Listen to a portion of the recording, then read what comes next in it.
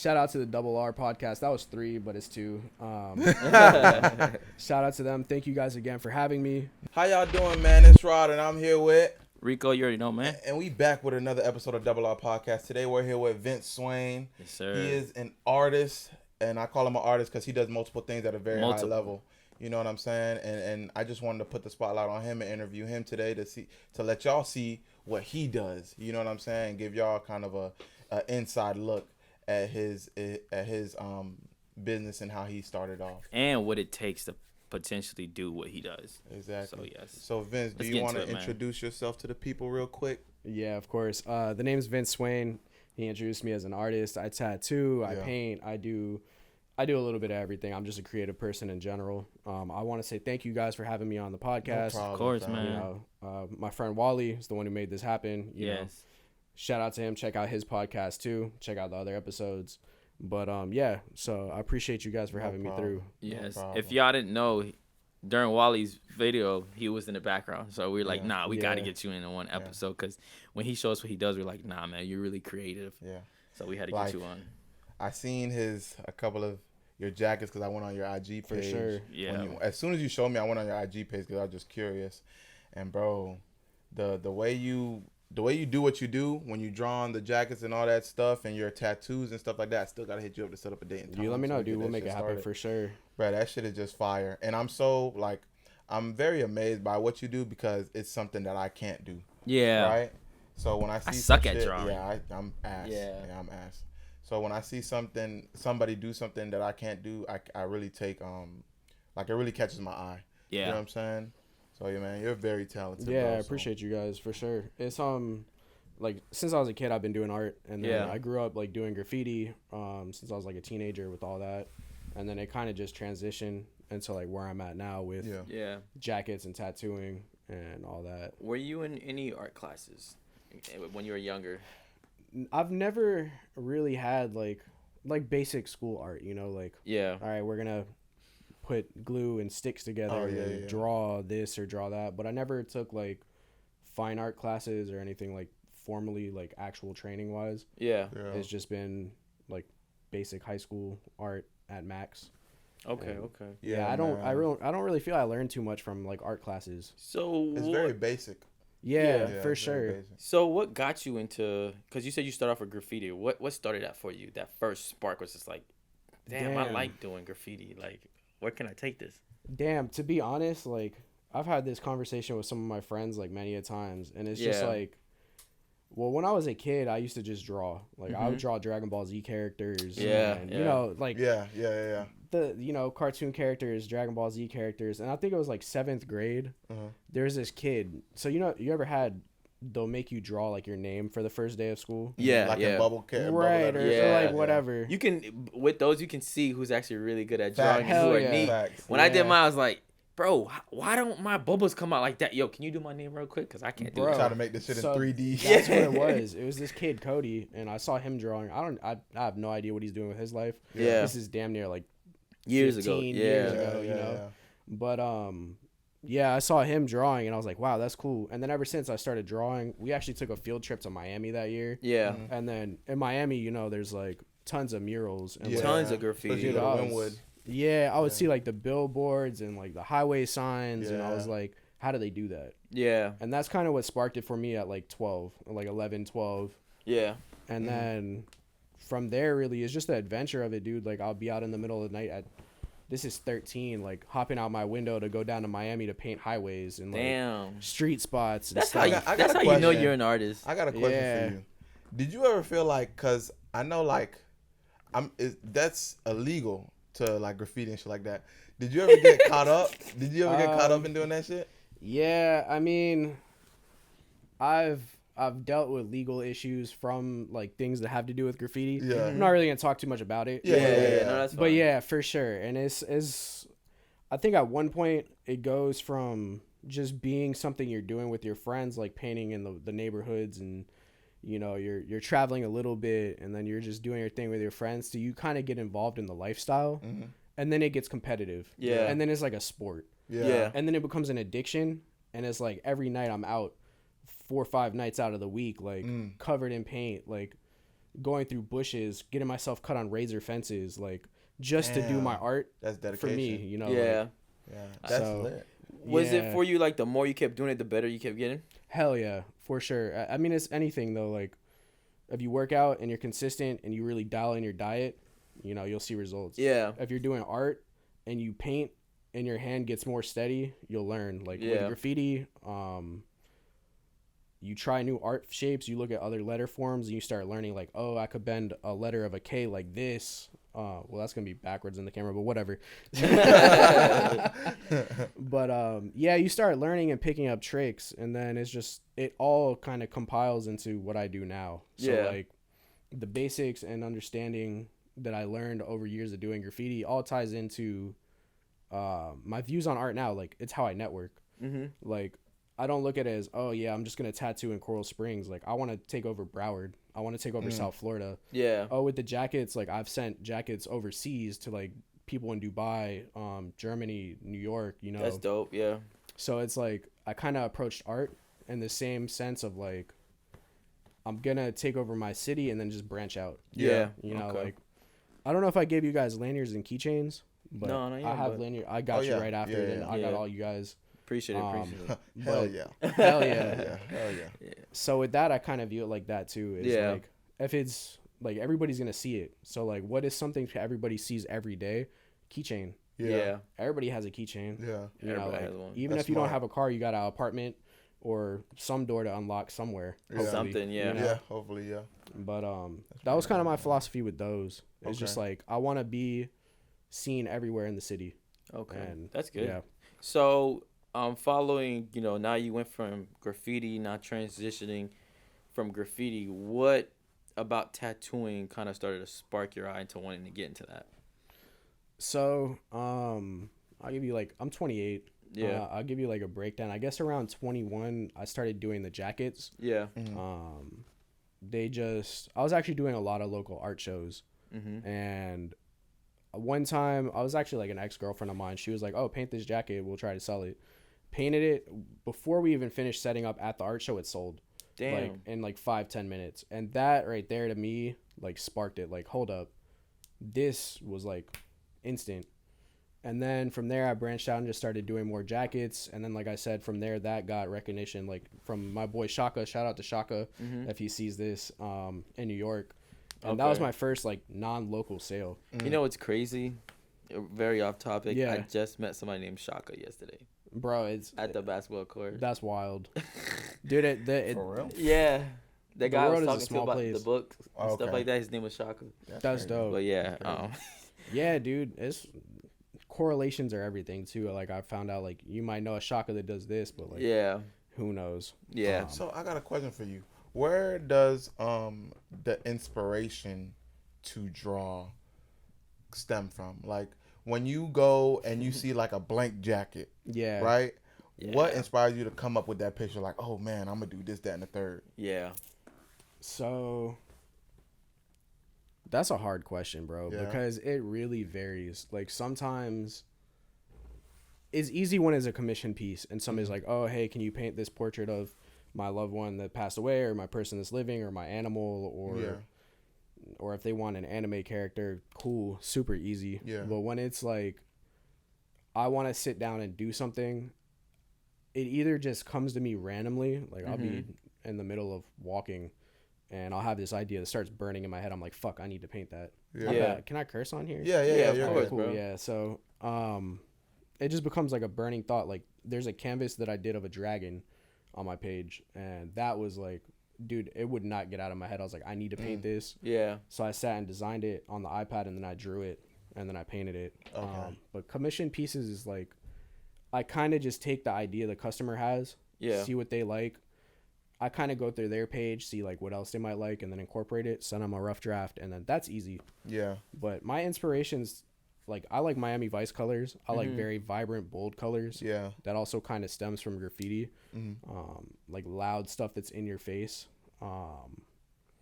That's my type of style. But my set inspiration, dude, like, I don't have like, oh, I look at this artist's work and I like this about it. I really don't. It's just like what comes to me in the moment, or what do I see that I like that I haven't seen before. Okay. It kind of varies. Yeah. So transitioning now. Now, how do you go, about pushing out your art pieces, or like if someone wants to start selling their jacket, what's the first step they need to do? Accept that they're an artist. Mm-hmm. I actually love this question. So I'm doing a YouTube channel too, and like my main thing is I want to help artists that are either younger or older, wherever they may be at in their life, realize this is something viable you can do as a career. Yeah. Because I'll just drop it, I guess. Yeah. Like this year, I'm gonna clear close to 6 figures, if not more than. Damn. Off just art. Congrats, man. Congratulations. And thank you. And like I don't have any formal schooling. I never went to college. Like I don't have a family with money, so it's like my big thing is like it is so possible. You just have to do it. Yeah. Where to start? Start painting. Maybe not even custom pieces, just stuff you like doing and put it out there. Yeah. If you don't put it out to the world, no one's gonna know. Facts. I say this all the time. Like there's artists out there that are way better than I'll probably ever be, but because they sit in their own little bubble and they don't put it out to the world will never know. You know. Can I just plug in real quick? And that goes for anything that y'all do, man. Anything creative, for sure. Just put it out into the world. Take that leap of faith, because you never know what can happen. You feel me? You miss 100% of the shots you don't take. Yep. So you know what I'm saying? Do a due diligence to yourself and take that risk. For sure. I mean, I think it's the best risk you can take is betting on yourself at the end of the day. So give me a little bit of your timeline. Like when you first started, you said you were 21 and you started with the jackets and you went to the show and then your first piece just sold. From that was at 21, now you're at 28. It took you a couple of times to keep building that sustainable clientele, or? For sure. So 21, I was still working at a call center, and I actually, it's like right next to this place. It's like down the street. I hated my life. I'll take 2 buses there at 4 in the morning to 6 in the morning, 2 buses home at the end of the day. Dude, I just hated my life. Yeah. And I was like, I need to do something. Like, this is not the life I'm meant to live. Like, yeah. So you can feel it. You can feel it, man. Feel it, dude. You get like drained when you're not doing what you're meant to do. Exactly. Yeah. You know, like if you're not following what you're meant to do, I feel like your life will be miserable. But if you're on track to do like what you need to do, you got hope. It flows, dude. It's all gonna fall into place. So to stay on track, I get a little sidetracked too. No, it's fine. But 21 to like 23-ish, I was just kind of doing art, like professionally. I was still doing graffiti. That's for me. You know, that's for me and my people like that I was around, and like that's just creating for myself. Yeah. But professionally and like trying to make it as a career with the jackets and the canvases, let's say 23 to 24, like 21 to 24 was when I started to post on Instagram more and start painting and doing all these local art shows and like networking a lot. So I worked overnight at Planet Fitness. Okay. And I would talk to everybody. Hey, I do art. Which Planet Fitness did you work at? It's on Royal Palm and University. I've seen you before. Yeah, we definitely have. Probably. Seen you before. before. We definitely checked in with you. I'll probably let y'all work out for free, to be honest. Like, but yeah, man. Like, so while I was there, I would network a lot. Yeah, I do art. You know, at first I wasn't very confident in it. It was just something I did. Like, oh yeah, you want to check it out? Like, Until I realized it's not what I do; it's who I am. You know. And I had to embrace that. Like, no, I'm an artist. Boom. Yeah, this is what I do. Here, check it out. If you like it, you like it. If not, cool. No big deals. How did you build that confidence? Realistically, I think it's through repetition and then getting out of my head. Like, I remember the first time I was going to post, dude, I was like, fuck, what if they don't like my work? What if they just, it's bad feedback? What if, like, they think, oh, I'm just another guy doing this? Yeah. And then it's crazy because sometimes I think I'm my own biggest hater. We are. Like, no, we are, man. Biggest critic. Dude, you start it and it's like, wow, I like that. Oh, hey, that's cool.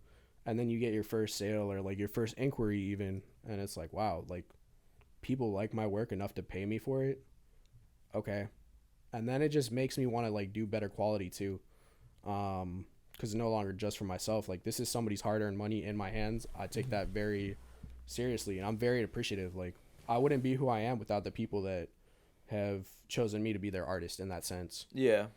And then around 24, I started doing So like 23 to 25-ish or 23 to 24 and a half, I was like partying a lot. Like every weekend, I was painting. I was doing a couple jobs here and there, but I was like, all right, I'm gonna go party. I'm gonna go chill with this girl. I'm gonna do that. And then around 25, I was like, I need to make something out of my life. I have two choices right now. I'm 25. I'm not 21, you know, like anymore. Yeah.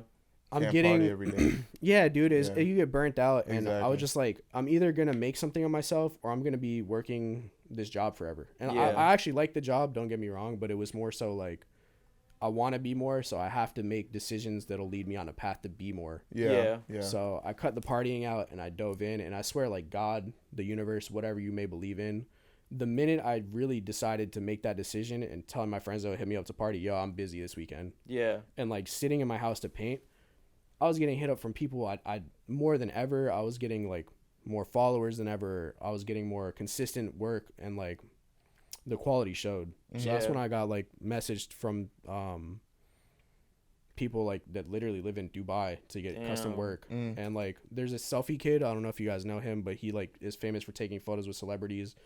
I did a couple pieces for him out of nowhere, and like I think what changed my mindset was that validation, I guess. Yeah. And seeing that it's possible. Yeah. And if I can do it once, I can do it 10 times. If I could do it 10 times, I can do it 100. Yeah. So you had to like lock in. I had to lock in. Remove, the old habits to let the new ones flow in. The distractions. So you just had to consistently doing it, and it started to come out for you. Consistency and like deciding like who do I want to be? Yeah. Do I want to be? I told this to Wally. Like everybody's gonna fuck. Everybody's gonna party. Like everybody's gonna experience those things. Yeah. For the most part in life. Not Not everybody's gonna be the number one director in the world. Yeah. Which is his goal. That's facts. For me, like I wanted to live full time as an artist, only off of my artwork, and then not only live just being like another starving artist. I want to be able to be fruitful in that, and like very successful, and like be able to share that and inspire others to like follow their path, like financial freedom. Right. And now I'm at that point where I'm very close to that. Yeah. You know, like I'm no longer working any job other than art full time, which is painting and tattooing.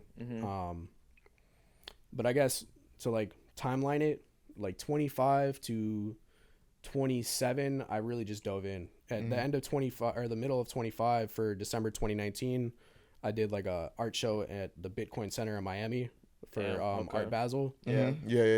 Which was a goal of mine since I was a kid. I want to go to Art Basel. That shit actually is really good. Yo, you guys should come out. Yeah, definitely. For sure. Yeah, I've been going since I was a kid, and I guess seeing like the level that is capable to be done. Like if somebody else can do it, I can do it too. Yeah. I just have to like put the work in. Yeah. And stick and keep my head down. And dude, I've been broke.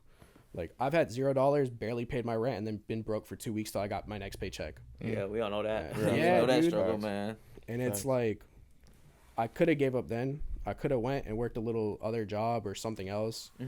But I was like, I feel like if I follow my path and I just stick to what I really want to do, it'll pay off. Yeah. And then it happened. So you had to push through, because that's the thing I'm starting to learn now. Like the thing that you love doing, sometimes you might not see the income at first, and you have to push through this phase where like you need some type of income to help whatever your other income. Like you want another side gig, but then you're like, bro, if I take a break away from doing this art, it's gonna stop me from growing. Yeah. Right. I got a quick question for you, just to transition to more of the tattooing side. Did you just being an artist leak into tattooing? When did you find out that is something that you wanted to pursue or like to do? I mean, without a doubt. It shout out to another one of my ex-girlfriends. She got me into tattooing. Yeah. You know, damn, well, these girls were meant to be in your life for a season, for real. Yeah, I mean, I believe like everybody is in your life for a reason. For a reason. Yeah. It's just how you take the perspective on it. Yeah. And for me, like, she got me into tattooing. She was just like, you should try it. I feel like you could learn. I didn't want to apprentice because I'm self-taught completely. Yeah. I don't know if that's the right way to go about it. That's the way I went about it. But I had a lot of disciplines as an artist to already understand, like, one, I'm marking people permanently. Two, like, I want to make sure the sanitation and everything is very clean and like, sterile and all that. And two, like, or three, like, I know my skill set as an artist, what I can and can't do. So the art from before definitely tied into me becoming a tattooer and like a tattoo artist, and definitely helped my growth rate, because I had people that were like, wait, you're tattooing now? Oh, we're coming to you. Damn. Because so it just leaked into. They saw my other art, and then bam. Yeah. They just assume like you're gonna be good. So at do you freehand, like when you tattoo, or do you draw it down? I 90% of the time do stencils. Okay. Like I'll sit on the iPad and design something. Yeah. Print it, put it on them. Sometimes I'll freestyle, but really I don't like just sitting there and drawing on somebody. It depends what it is, to be honest. Like if it's something you've done a lot of times, right, if it's like a little extra line I have to add in, or like a little like, I'll freestyle backgrounds, or like for clouds, I'll like draw those. Free flowing designs that have to fit the body, I'll freestyle those with a Sharpie. Yeah. And then like I'll go in and tattoo that. But for the most part, I just print out stencils or design on the iPad, then use a stencil. Okay. Yeah. That's pretty dope, man. All right. So you mentioned a little bit about self-taught. Now I want to dive into a little bit of that. What were the steps you took to self-teach yourself some of these artistic qualities that you have? Got you. A lot of the ways that I taught myself was realistically through YouTube. Yeah. And then repetitions. So as far as like painting and drawing, a lot of that was just trial and error. Okay. Because you can mess up a canvas 10, 15 times and paint over it. Yeah. You can't do that on someone's skin.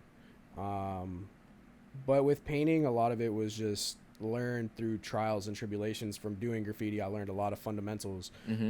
Keeping a consistent outline, keeping your colors, what'll compound off each other, what'll look good next to each other, all that. And then from there, it was, with jackets, like, with a lot of things, people like to gatekeep stuff. They don't want to share information. So with jackets, I remember I'd reach out to people like, oh, what fabric paint do you use? Like, bro, this shit is basic. They sell it in Michael's. Can you just help me out? Like, at the age, like, I was like 21, 22. I didn't know. I'm reaching out to these bigger artists. That was a question I had for you, for someone that's starting new. Like, what type of paint tools and stuff that you had to use and get? I guess, like, the easiest way I'd say is, like, for the jackets, just check out my Instagram. I post it. But awesome, Angelus is a brand that most people use for, like, custom sneakers, custom jackets. And then another brand is called Alpha 6 Paint, which I like a lot too. They're great quality. Shout out to them.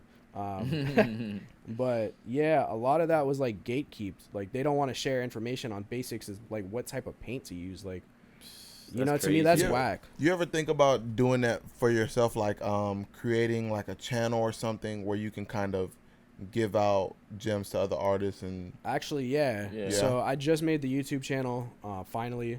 On my page, I even have like an artist advice section in the highlights that kind of breaks down, like how to spend money, like what not to do when you're making money as an artist, ways to push through artist blocks, and try to keep yourself inspired, and like what to do through the highs and lows of being an artist. And a lot of that will be, I want to do like professionally done on YouTube. So that's coming now. Dope.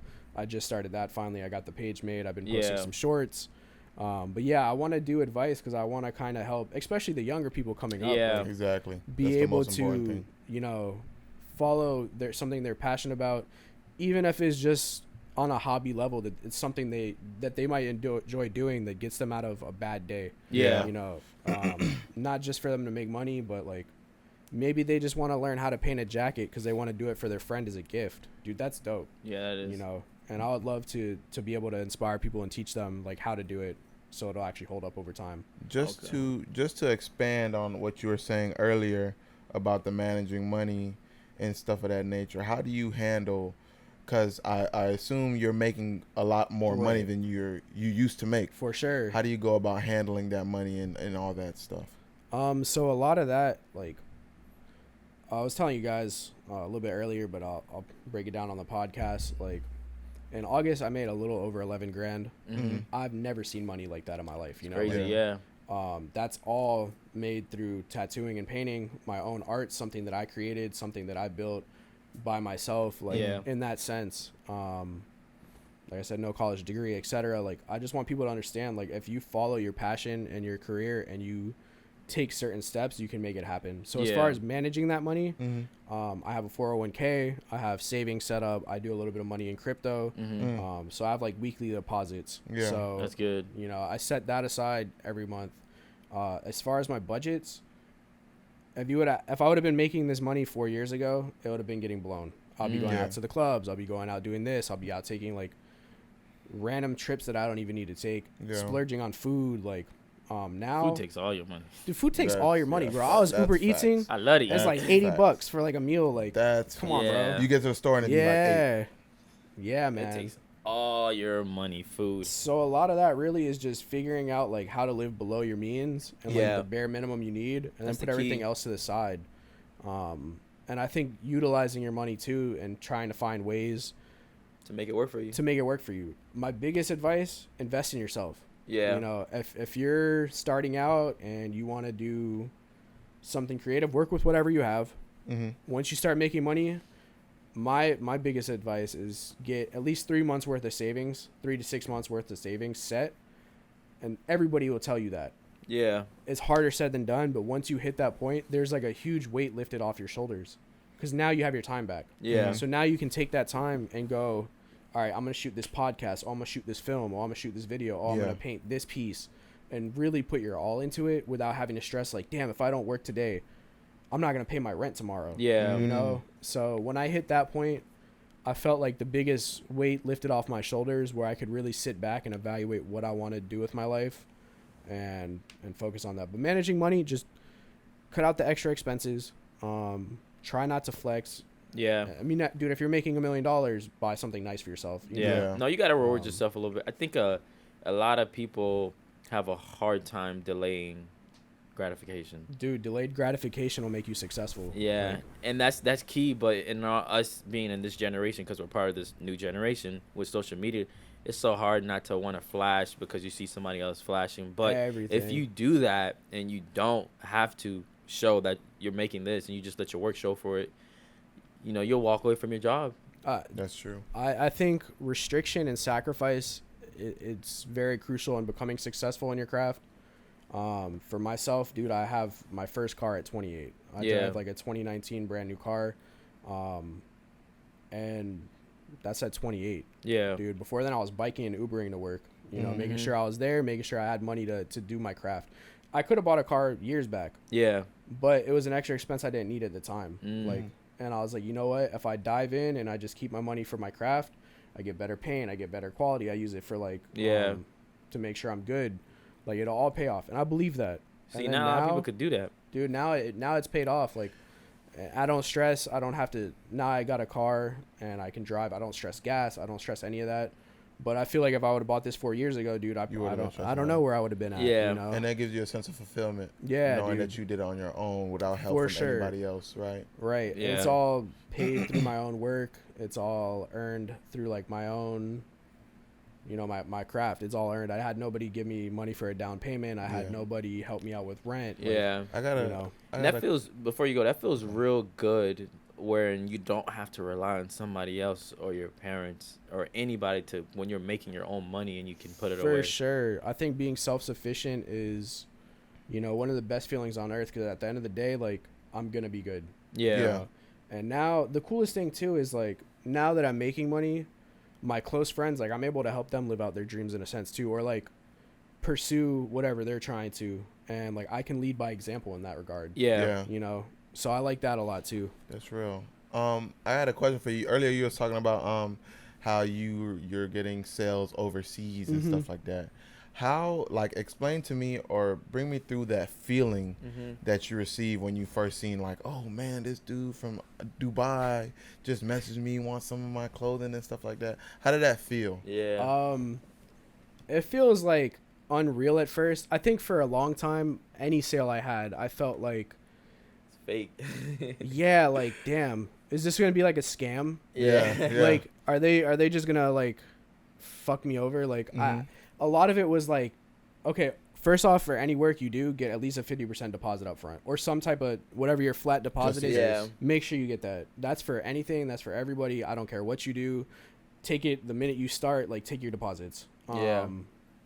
That's a big one. But two, the first sale like overseas, like I was just like, wow, this is crazy. Okay, I'm excited. I'm gonna do this. He sent the whole payment up front. Wow. That was like a $600 or $700 job, I think, like for 2 jackets. And at that time, like, this is 4 years ago, dude, that's the most money I made in a sale at the time. Damn. I was like, wow. Yeah. Wow. I can go and get pizza tonight. Yeah. But, you know, it's a learning experience too, because I had to learn how to ship overseas. Yeah. You know, I had to learn. I think a big thing is learning how to talk to clientele and customers and keeping it professional. Yeah. But also meeting them, you know, also still portraying your personality. Yeah. Because for me, it's a learning process, dude. I didn't know how to ship overseas. I'm on Google Searching, you yeah. know, international shipping rates. I'm like, fuck. I told them free shipping, so now I got to take $80 out of it. Yeah, a lot of people You know? don't know that. A lot of people don't. Yeah. I know a little bit of that because I would sell stuff on eBay, Right. or online. Like I'll flip something on OfferUp or Right. something, and then I'll be like, damn, wait, man, I'm losing money because if I give this free shipping, nah, man, you gotta pay for this shipping now. Yeah, dude. So I had to learn that, man. It's all trials and tribulations, and like, yeah, it's awesome. It's the coolest feeling in the world. Yeah. And then like, damn, I think it's on my phone. He posted a photo of him on like, I think it was like a Ducati motorcycle. Yeah. Like in the middle of Oh, guitar, wow. and like the next story was like him and his boys with like golden AKs. Damn. And I'm just That's like, dude, this fire. guy is like a guy who's rocking my jacket. His net worth is probably like more than I could ever see in my life. Yeah. Or, Yeah. well, you know, I don't want to say Nah, cap we're on not there myself. yet. Yeah, Exactly. yeah, We're not You there know, yet. but You back might then, see it, yeah. back Yeah, then back that then was the my way, mindset. yeah. I was Yeah. like, wow, this is crazy. This guy owns my artwork in another country. Yeah. Yeah. And then I did one for like, it was this family. It was this little boy. His mom reached out and wanted a jacket for his birthday, and I think they lived in Germany or Sweden. Mm-hmm. So that was cool too. Like, and Yeah. then my boy, like I mentioned, Shaka. Mm-hmm.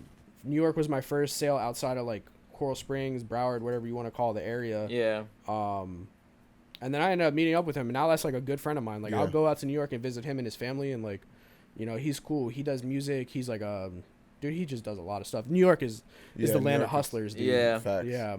What are some of the things you change or not change? What are some of the things that you did to help improve your mindset? Oh, dude, I love reading.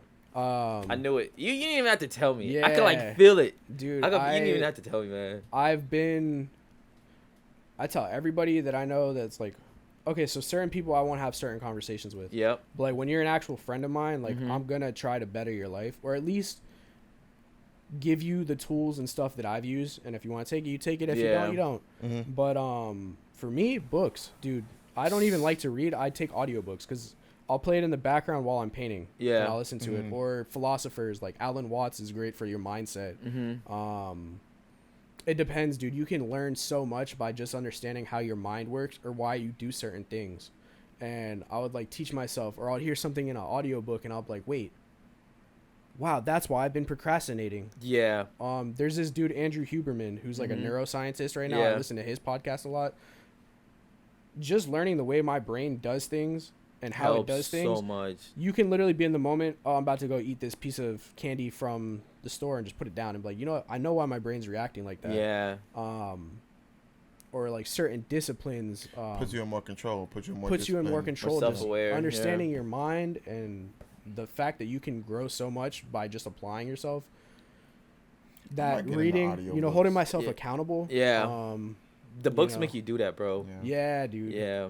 Me, I'm not that big of a reader. I've been trying to get him to read. You don't know how he's been much trying I've to been. get me to read. Let me tell you why. Like I love this convo, bro, about reading. Is because like the reason like you can tell somebody reads based on what they're saying, and For I'm sure. like, this man had to read some type of book to help improve For his mindset. sure, man. And the reason that I'm like damn, this is awesome because I just got back into reading seriously more, Mhm. and I'm like, that could be me in a couple of years because of the path that he's reading. I'm doing that now, and it's making me more aware of some of Yeah. my flaws, For why I was sure. inconsistent, Right. why my habits are so off. Why am I giving into this quick dopamine Yeah, release? You read instead Atomic of- Habits? No, but They talk a I lot know about the about the book, dopamine. yeah. So it's like a lot of stuff we'll do will be for that instant gratification. Yeah. Like you said, compared to delayed gratification. Yeah. And I think that's the biggest thing that makes or breaks you becoming successful. Yeah. Excuse me. No, you But good. yeah, if you're constantly like, oh, I need to get my reward now. Yeah. You're gonna paint one piece. is going to get 5 likes because you have 10 followers. Mm-hmm. And then you're going to go, ugh, this isn't it for me. Yeah. You're going to go and you're going to spend $1,000 and try to do something and not get any money on the first time you put it out. And go, wow, why am I not a millionaire already? Yeah. Or why don't I have 1 million subscribers? Dude, it's your first time. It might suck. It might be great. Yeah. It might be a one-off. Cool. But just do it and stick to it and keep it going. And the consistency compiles. It's compounding. Yeah. You know, whatever we do compounds. If you choose to eat healthy and work out consistently and like learn how to work out properly, it'll compound. Yeah. If you choose to scroll on TikTok watching like bullshit constantly, it'll compound and 5 days will go by, 10 days will go by. I used to play Call of Duty Mobile, and that was my big thing at the start of quarantine. Yeah. And I got to the top 0.01% in North American servers, so shout out to that. But dude, I was doing nothing with my life. Yeah. I'll wake up, hop on my phone, and I'll be like, all right, people hit me up to get tattooed. I don't feel like tattooing. I'm playing the game. You know, I don't have any game systems in my house. I installed that. Like, I think cutting out distractions. You change your whole system, the system habit you had. You have to, dude. So for me, if you want to be successful, like, dude, if you just want to paint, just paint, dude. Yeah. If you want to just do this as a hobby, do it as a hobby. Don't get me wrong. You don't have to strive for success if that's not what you want to do. But if you want to be, like, successful, you have to make decisions that are going to set you up for that. Cutting out distractions. My biggest one is the environment that you're in and the company you keep. Yep. Yeah, like my room is set up literally as a studio. You know, that's dope. Like my old apartment when I lived on my own, my whole living room was a 1-1. My whole living room, and I'll show you guys a photo. It was an art studio, and then my bedroom was my bedroom. And I cut out video games. I don't have any game systems because I know myself. Yeah. Dude, I'm gonna go play Call of Duty. Playing Call of Duty is more fun than, you know, doing other shit a lot of the time. Yeah. You know, like, I stay very focused. It just puts you in your comfort zone. Yeah, it's a comfort zone. Yeah. You know? So, what are the 3 books that impact you the most? I'll just give you 3 because I know, I might get the title wrong. 48 Laws of Power is obvious. I've heard about that book. I'm not even going to include that. Yeah, I've heard about it. One of my friends, Mark, reads that book. Okay. He told me about it. So, that, I think, is an impactful book, and everybody's like, oh, it teaches you how to manipulate. No, it teaches you to be aware of manipulators, and if you're going into a successful field, you're going to be surrounded by sharks. That's So you got to be able to identify a shark, in my opinion. Yeah. 2, Outwitting the Devil, or An Interview with the Devil by Napoleon Hill, I believe. I read another book by Napoleon Hill. I forgot which one it was. Genius author, dude. Yeah. Like, I've learned a lot of lessons in that. Outwitting the Devil, this is nothing to do with religion, is not the devil, but the devil, in a sense, is everything negative in your life. Yeah. Your procrastinations, your bad habits, yeah. Right. And then 2, 3, I guess, would be, like, not The Art of War, but The War of Art. So that's a book. If you're a creative, I think you probably like it too. Yeah. It kind of goes into turning professional as an artist, and the way I view it, like, one of the things I took away from it is, if you want to be a professional, you can't be afraid to present to the world. Yeah. And not putting everything out to the world is what's going to keep you in your little bubble. Yeah, for sure. So if you don't step outside your comfort zone, like, how are you going to become somebody you're not? You're not going to be comfortable being somebody new until you take those steps. Yeah. But, and that has to deal with, damn, I'm saying like crazy. Chop that. No, I'm just kidding. No, you can't. I really don't care. It has a lot to do with procrastination and stuff like that, and like dealing with that and observing that. But those 3, I guess. Art. Yeah. Who's the author? Yeah, The War of Art. I don't remember the author. Okay. Yeah. You'll find it. It's easy to find. Yeah. Like, I haven't seen it a couple. And it's times. not The Art of War by Sun Tzu, which is also It's probably a really great read. I haven't read Yeah. that. But those 3 stand out. Then I'll listen to a lot of philosophers. Like I said, Alan Watts is great for, like, your mindset and kind of being at peace and, like, realizing things are larger than you in this world. Yeah. But yeah, those 3, I guess. And, like, the stuff that you do is great because you're reading, and then you're also listening to motivational podcasts, and that keeps, help you, and then your environment as well. For sure. By making your whole, like, living room and stuff like that, a studio. So now you put everything in front of you and then eliminating your distraction. You're not really eliminating them. You're just putting them away so you don't see it. Because when your brain don't see it, then it doesn't go to it, because your brain does identify certain areas that you have in your house as for sure habits and bad habits. Right. And it's just like, once we said it, it's the computer. You're fighting against yourself already, dude. That's the battle is just against your mind. Yeah. So what are some of the craziest projects you've done for like some big names? So shout out to my boy who owns the mural company, Murals and Signs. Yeah.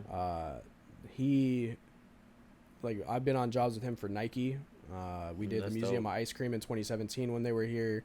That was on South Beach, so that was cool. That was like probably one of the hardest projects I've ever done because we spent 30 days straight just driving back and forth from, Tamarack to Southgate. Damn.